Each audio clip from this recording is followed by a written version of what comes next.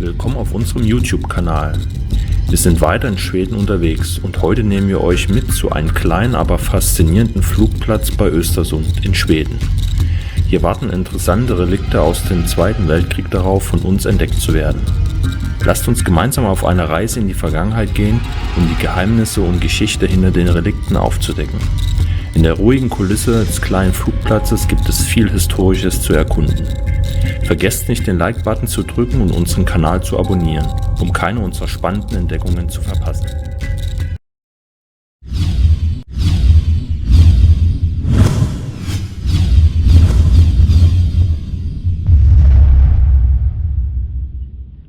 Ja, hi Leute, wir sind jetzt hier gerade in Schweden an einem Technikmuseum und was hier ganz interessant ist, hier ist ein Turm von einem Škoda-Panzer, ein tschechisches Modell aus dem Zweiten Weltkrieg.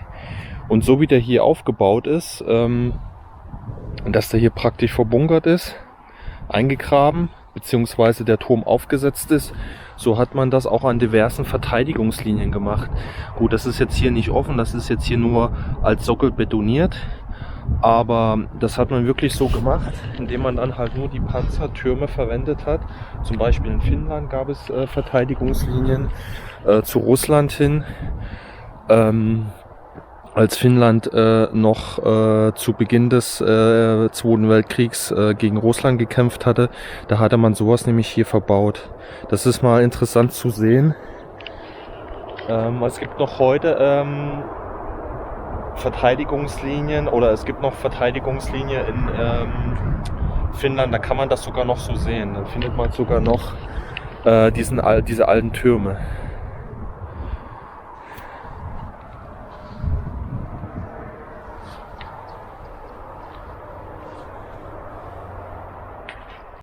Hier gibt es echt eine Menge Sachen. Leider hat das scheinbar nicht offen. Also es sieht hier ziemlich verschlossen alles aus, aber man kann hier auf das Gelände. Und wenn man hier mal schaut, diese riesigen Jets, ich weiß jetzt gar nicht, was das hier für einer ist. Es ist hier leider auch nirgendwo gekennzeichnet, aber alleine was groß die halt sind. Die Tarnung ist auch sehr interessant. Ja, ist wahrscheinlich für 2 Piloten. Ja, ist schon echt riesig. Keine Ahnung, was das hier für ein Modell ist, ob das was Russisches ist oder... Ist auf jeden Fall von der schwedischen Luftwaffe geflogen. Ist ja alles hier auf Schwedisch.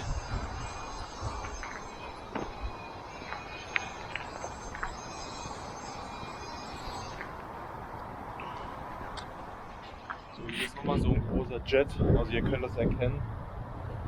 Wie riesig der ist. Ich habe jetzt auch gerade nochmal ein Foto gemacht, damit man das ein bisschen besser erkennt. Aber ich weiß halt nicht, was das hier für ein Jet ist. Sieht auf jeden Fall extrem groß aus, habe ich den Eindruck, für einen Jet. Also hier kann man echt ein paar coole alte militärische Flugzeuge sehen und auch ein paar Geschütze und so weiter. Aber ich weiß halt nicht, was das jetzt hier für eins ist. Das steht hier leider nicht da. Auch da drin ist hier noch eine alte Maschine, die seit 1940 geflogen ist. 1940 bis 1953. Also von dem Zweiten Weltkrieg auch.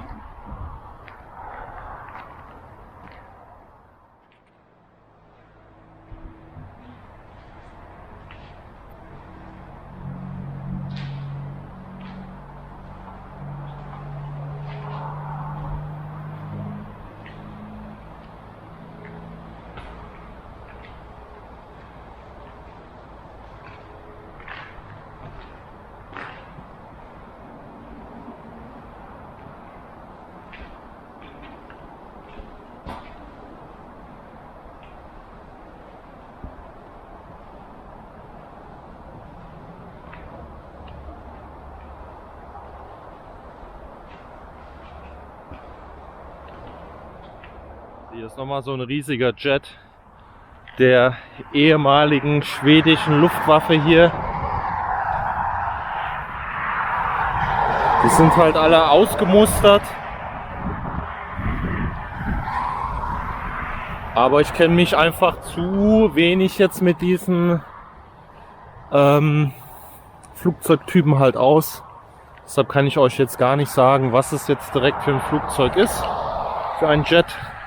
Hier saß scheinbar wieder nur ein Pilot drin. Aber ich habe halt irgendwie immer das Empfinden gehabt, dass diese Flugzeuge halt kleiner sind. Aber wenn man jetzt doch mal daneben steht, das ist schon krass. Ja, hier ist auch noch mal eine Haubitze.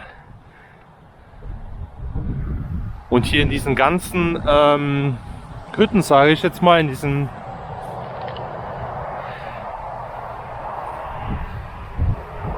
größeren Schuppen, das sind auch überall ja, kleinere Flugzeuge, Fahrzeuge und so weiter drin. Teilweise konnte man ein bisschen reingucken, aber ansonsten scheint es jetzt halt irgendwie aktuell nicht so wirklich offen zu sein.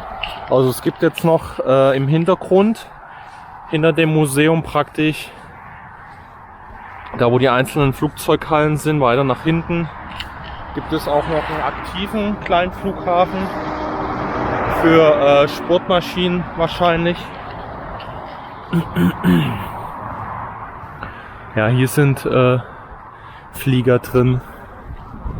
Können ja jetzt mal hier spaßenshalber hier mal reinschauen.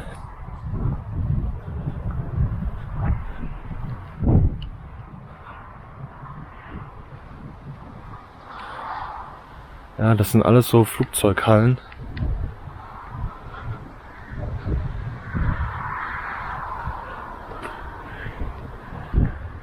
Wo hier diverse Einzelteile so liegen, die man noch gebrauchen kann, um die Geräte instand zu halten oder aufzubauen. Wahrscheinlich in den ganzen Kisten, da ist auch noch irgendein Fahrzeug versteckt. Ja, und in der Halle war sogar auch noch ein kleineres Militärflugzeug drin. Da ist auch noch irgendwie, keine Ahnung, was das hier ist. Ach so, das scheint ein alter Kopierer oder sowas zu sein.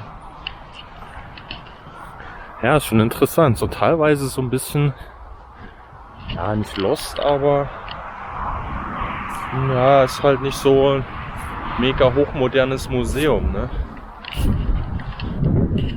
Ich bin letztes Jahr schon mal vorbeigefahren.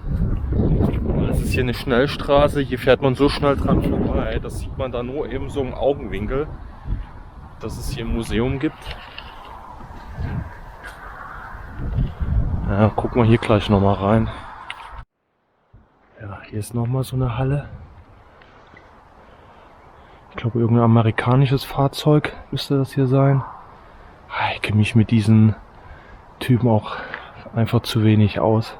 Panzer schon eher, aber die Sachen, die sagen mir jetzt nichts. Haufen Einzelteile. Hier diese Maschine meinte ich. Auch Militärlook mit diesen schwedischen Hoheitsabzeichen. Da oben ist irgendwie, sieht aus wie eine Hurricane oder sowas. Das erkenne ich schon eher. Das scheint aber ein Modellflugzeug zu sein. Hier noch ein Oldtimer. Da sind noch Tragflächen, wahrscheinlich für die Maschine. Und ein Haufen Kisten, wo wahrscheinlich diverse Ersatzteile drin sind, die hier brauchen, um die Maschine instand zu setzen. Ja, ist richtig schön. Das war jetzt nur mal so ein kleines Kurzvideo, was ich euch zeigen wollte. Wie gesagt, es ist halt ein Museum. Da könnt ihr mal schauen, ob ihr selber irgendwie einen Tag findet, wo ihr mal reingehen könnt. Also hier ist noch eine Halle. Das sind noch militärische Sachen auch vom Zweiten Weltkrieg drin. Geschütze. Hier oben steht auch noch eine Haubitze neueren Datums. Da hinten gibt es noch Flugzeughallen. Da wird wahrscheinlich überall noch was drin sein. Also ja, schaut da einfach mal vorbei.